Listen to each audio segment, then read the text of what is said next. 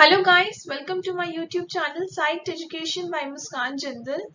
Psychological disorders की series में आज हम पढ़ेंगे मूड डिसऑर्डर्स के बारे में। चलिए शुरू करते हैं। तो सबसे पहले इसमें है मूड डिसऑर्डर्स। होता क्या है? What is mood disorder? Mood disorders are characterised by disturbances in mood और प्रोलॉन्ग्ड इमोशनल स्टेट। आपके मूड में डिस्टर्बेंसेस या फिर जो आपकी इमोशनल स्टेट है उसमें कुछ उतार चढ़ाव अप डाउन, उसको हम कहते हैं mood disorder. They can cause persistent and intense sadness, elation and or anger। इसमें ये वर्ड persistence बहुत जरूरी है। ठीक है, इसमें होता क्या है? कॉन्टिन्यूस। परसिस्टेंट मतलब कॉन्टिन्यूस या फिर लगातार। लगातार बहुत ज्यादा उदासी या बहुत ही ज्यादा खुशी या फिर गुस्सा, इसको हम कहते हैं mood disorder. Mood disorders are treatable usually with a combination of medication and psychotherapy, talk therapy। Mood disorders को ट्रीट किया जा सकता है। इसमें कॉम्बिनेशन लगता है मेडिसिन का, मेडिकेशन का या फिर साइकोथेरेपी, जिसको हम टॉक थेरेपी भी कहते हैं। Certain mood disorder involve other persistent emotions such as anger and irritability। कुछ मूड डिसऑर्डर्स में अलग अलग तरह के इमोशंस आते हैं। किसी में एंगर आता है, किसी में इरिटेबिलिटी आती है। किसी भी इंसान को जब मूड डिसऑर्डर होता है तो उनके अंदर गुस्सा आ सकता है। They are tend to get very irritated out of it. Mood disorders can cause changes in behavior and can affect your ability to perform routine activities such as work or school। So mood disorder से क्या होता है? आपके जो daily का routine है, आपका जो दिनचर्या है, उसमें बहुत ज्यादा चेंजेस आने लगते हैं। बच्चे स्कूल जाने में उनको बहुत ज्यादा दिक्कतें आने लगती हैं। अगर कोई एडल्ट है, कोई ग्रोन अप है and he goes to work, तो उनको अपने काम पे जाने में बहुत ज्यादा प्रॉब्लम्स आने लगती है।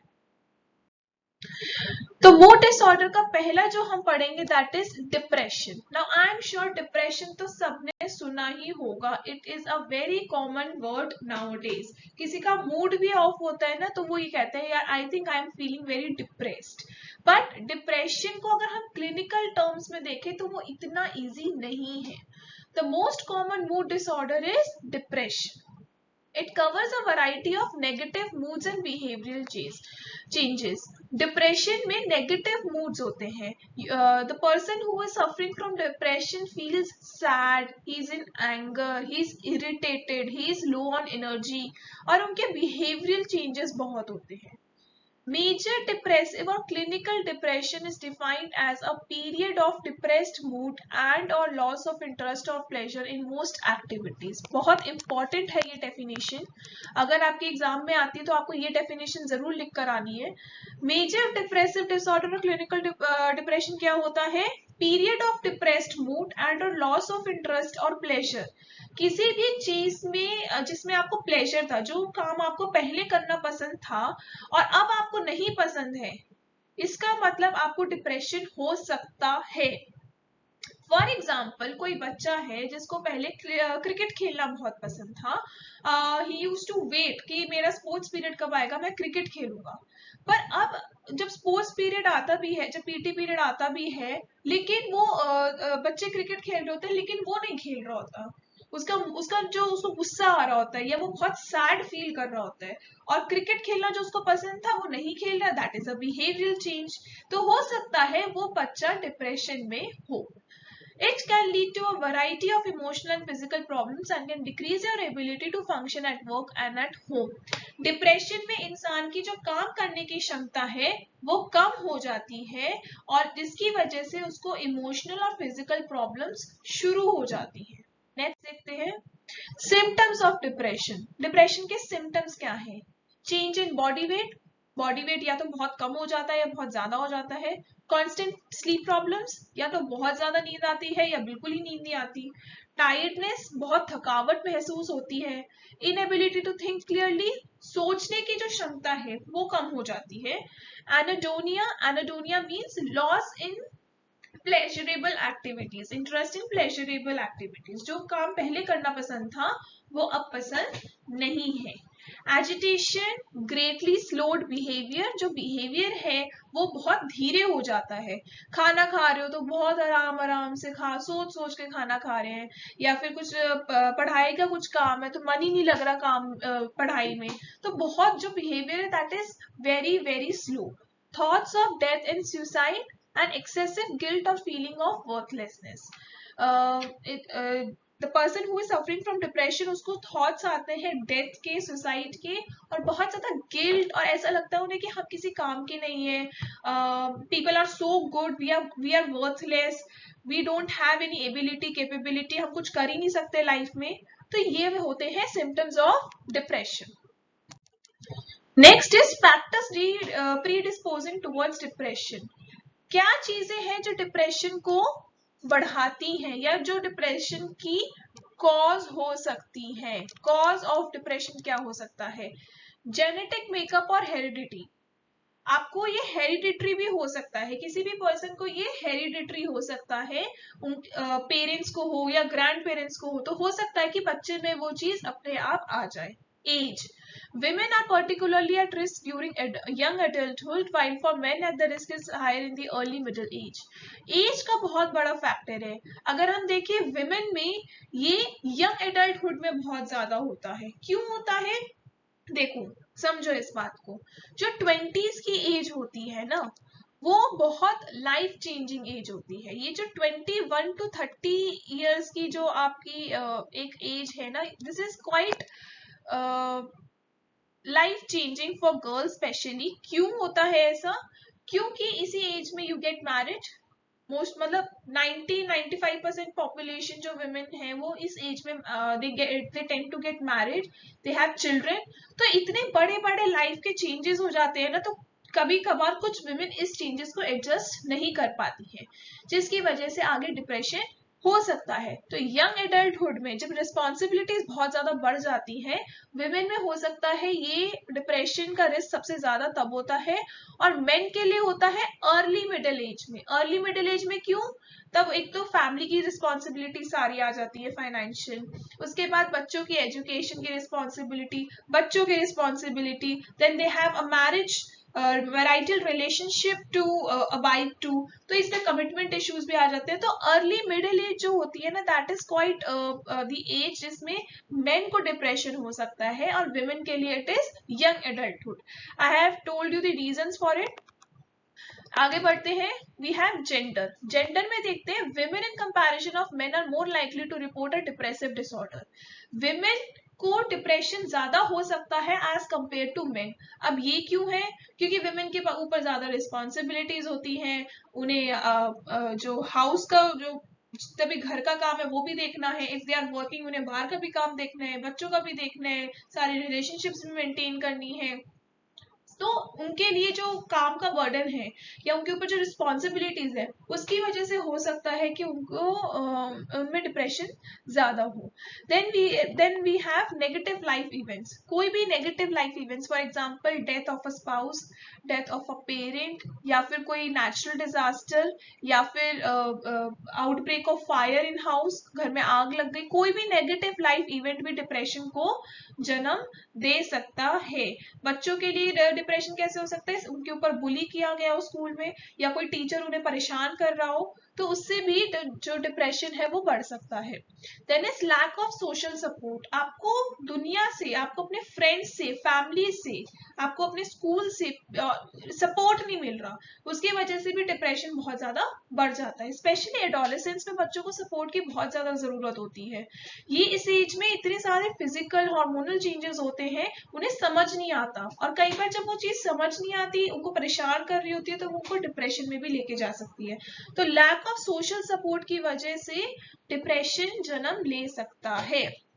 Coming to next, mania. Bipolar में एक तो था हमने पढ़ा डिप्रेशन, दूसरा हम पढ़ेंगे मेनिया। मेनिया क्या होता है? People suffering from mania becomes euphoric. Euphoric मतलब high. They are very high, extremely active, excessively talkative and easily distractible. These people are always high on energy. बहुत बोलना, बहुत ज्यादा डिस्ट्रैक्ट होना, एक तरफ कंसंट्रेट नहीं कर पाना, बहुत एक्टिव होना, ऑलवेज ऑन देयर टोज, कभी इधर भाग रहे हैं कभी उधर भाग रहे हैं. सो कई बार आपने सुना भी होगा कहते हुए, are you a maniac? Maniac मतलब you are always high on energy, you can not sit properly, आप कंसंट्रेट नहीं कर पा रहे हो. Manic episodes rarely appear by themselves. वैसे तो ये अपने आप बहुत ही कम होते हैं, ये हमेशा डिप्रेशन के साथ ऑल्टरनेट होकर आते हैं, कि कभी आप बहुत ही लो फील कर रहा है इंसान, कभी बहुत ज्यादा हाई फील कर रहा है. ठीक है, तो इसको हम कहते हैं डिप्रेशन और मेनिया के अलग अलग episodes. Symptoms of mania. Mania के सिम्टम्स क्या है? फीलिंग वेरी हैप्पी, इलेटेड और ओवरजॉय, बहुत खुश होना, बहुत एक्साइटेड रहना. फीलिंग टॉकिंग वेरी क्विकली, बहुत जल्दी जल्दी तेज तेज बात करना.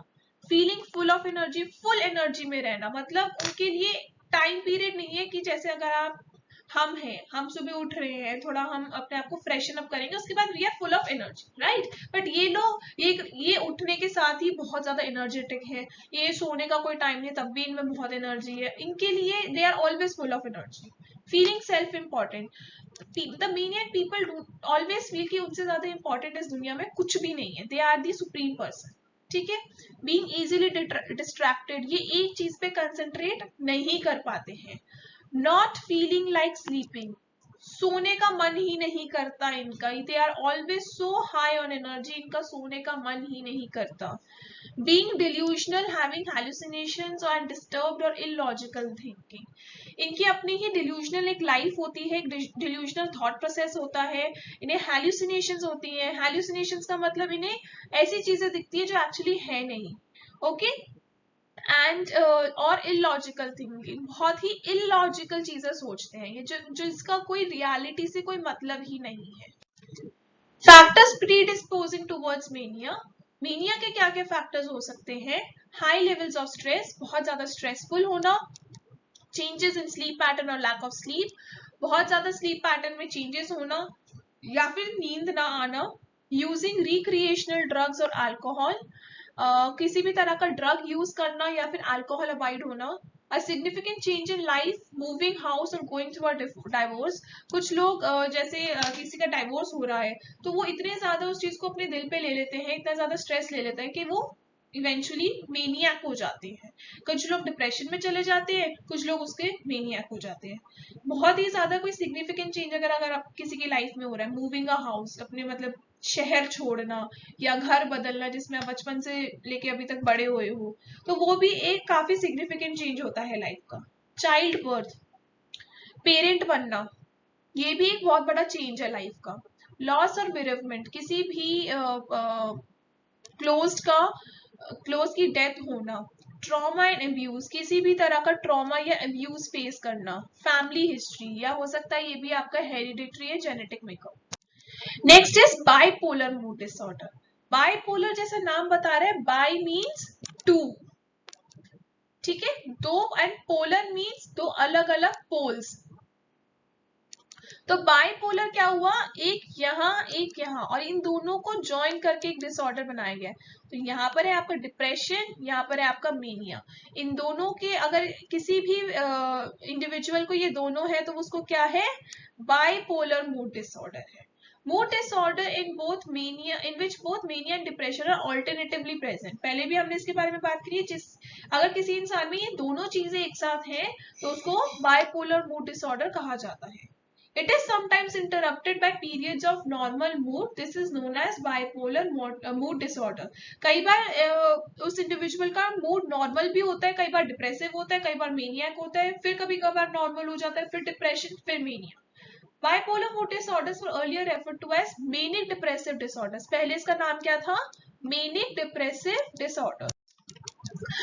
Living with bipolar disorder. How is it to live with the bipolar disorder? Bipolar disorder is a condition of extremes. जैसा कि हमने देखा, या तो बहुत उदास होना या बहुत ज्यादा खुश होना.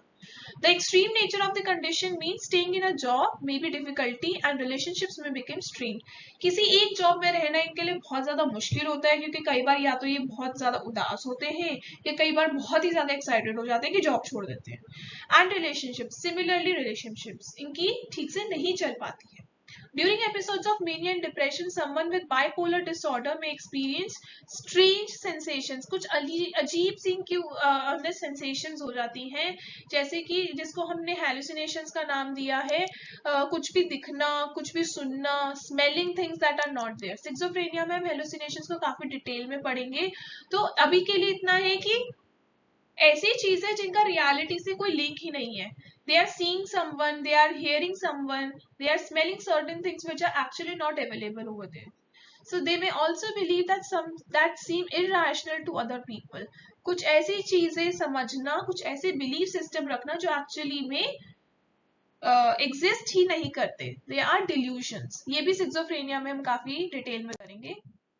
Okay, so that was it. If you like the video, please like, share and comment, and do not forget to subscribe my channel. हम इस psychological disorders की सीरीज में आगे भी करेंगे अलग अलग disorders. Till then, bye, all the best.